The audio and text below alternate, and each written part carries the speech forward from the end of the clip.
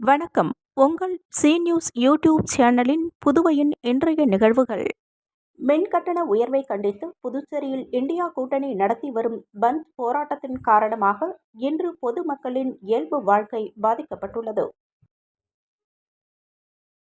புதுச்சேரியில் உயர்த்தப்பட்ட மின் கட்டண உயர்வை உடனடியாக ரத்து செய்ய கோரி ஆளும் பாஜக என்ஆர் காங்கிரஸ் கூட்டணி அரசை கண்டித்து இந்தியா கூட்டணி கட்சிகள் சார்பில் இன்று முழு அடைப்பு போராட்டம் நடைபெற்று வருகிறது.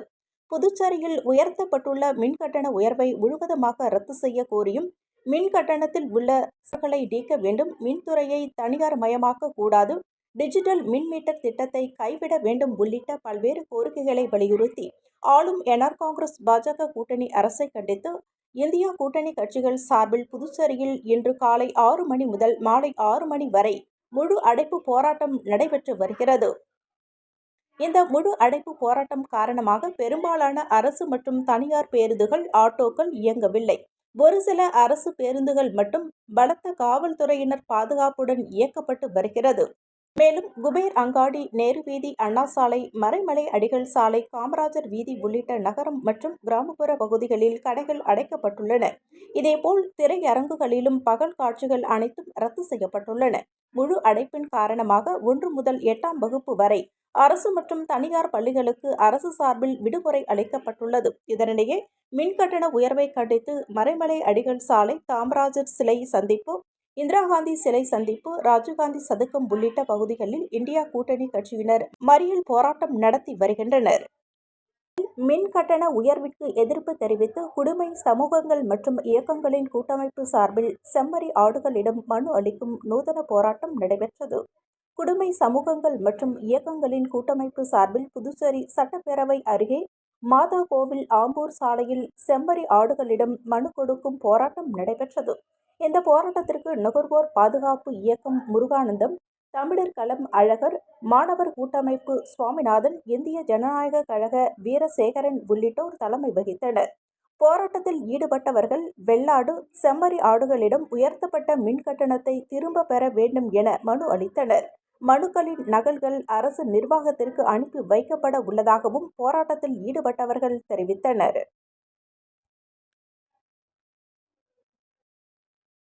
கோடப்பாக்கம் பேட்டில் செப்டம்பர் 19ஆம் தேதியும், வில்லியனூர் தில்லை நகரில் செப்டம்பர் 20ஆம் தேதியும் குடிநீர் விநியோகம் நிறுத்தப்படும் என அறிவிப்பு வெளியாகியுள்ளது.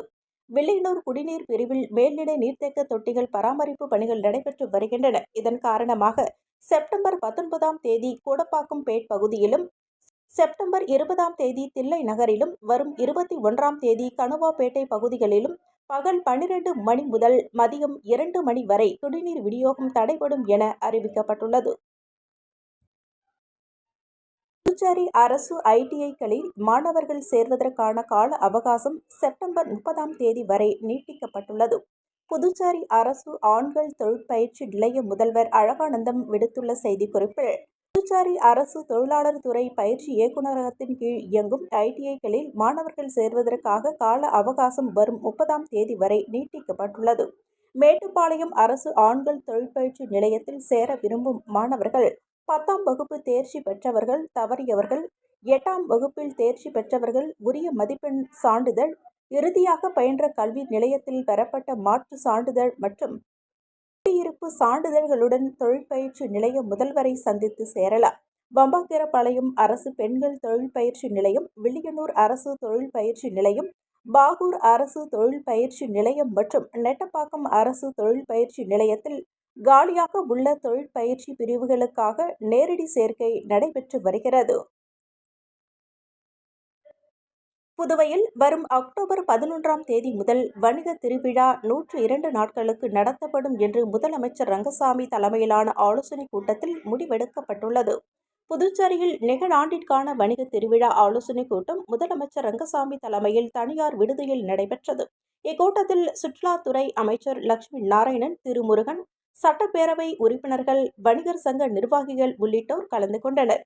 கூட்டத்தில் பேசிய முதலமைச்சர் ரங்கசாமி, வீதிக்கு சென்றாலே தேவையான அனைத்து பொருட்களும் மக்களுக்கும் சுற்றுலா பயணிகளுக்கும் கிடைத்து வருகிறது. அந்த மனநிலை மக்களிடையே ஏற்பட்டுள்ளது. ஆகவேதான் கடலூர், விழுப்புரம், திண்டிவனம் உள்ளிட்ட பகுதிகளைச் சேர்ந்தவர்கள் புதுச்சேரிக்கு வந்து பொருட்களை வாங்கி செல்கின்றனர். புதுச்சேரியில் பல சுற்றுலா திட்டங்கள் செயல்படுத்தப்பட உள்ளன. அதற்கு அரசு எப்பொழுதும் துணை நிற்கும் என்றும், வணிக திருவிழா 102 நாட்கள் நடைபெறும் என்று தெரிவித்தார். மேலும் வரும் அக்டோபர் 11ஆம் தேதி ஆயுத பூஜையினை முன்னிட்டு நிகழாண்டிற்கான புதுவை வணிக திருவிழா 4 பிராந்தியங்களிலும் தொடங்கி வரும் 2025 ஜனவரி 20ஆம் தேதி வரையிலும் மொத்தம் 102 நாட்கள் நடத்துவது என முடிவெடுக்கப்பட்டுள்ளது. வில்லியனூர் ஸ்ரீ கோகிலாம்பிகை சமேத ஸ்ரீ திருக்காமேஸ்வரர் ஆலய மாட வீதியை பௌர்ணமி விழா குழு மற்றும் இளைஞர்கள் குழு 122வது மாதமாக வலம் வந்து தரிசனம் செய்தனர். வில்லியனூர் பகுதியில் ஸ்ரீ கோகிலாம்பிகை சமேத ஸ்ரீ திருக்காமேஸ்வரர் ஆலயம் அமைந்துள்ளது. பௌர்ணமி நாளில் மாட வீதியை பௌர்ணமி விழா குழுவினர்கள் 122வது மாதமாக வலம் வந்து தரிசனம் செய்தனர்.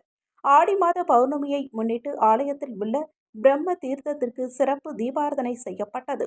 இதில் திரளான பக்தர்கள் கலந்து கொண்டனர். மேலும் இதைத் தொடர்ந்து பௌர்ணமி விழாவில் கலந்து கொண்ட பக்தர்கள் அனைவருக்கும் அன்னதானம் வழங்கப்பட்டது. விழாவிற்கான ஏற்பாடுகளை பௌர்ணமி விழா குழுவினர்கள் செய்திருந்தனர்.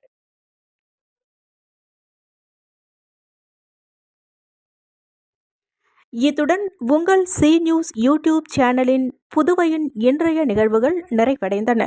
வணக்கம்.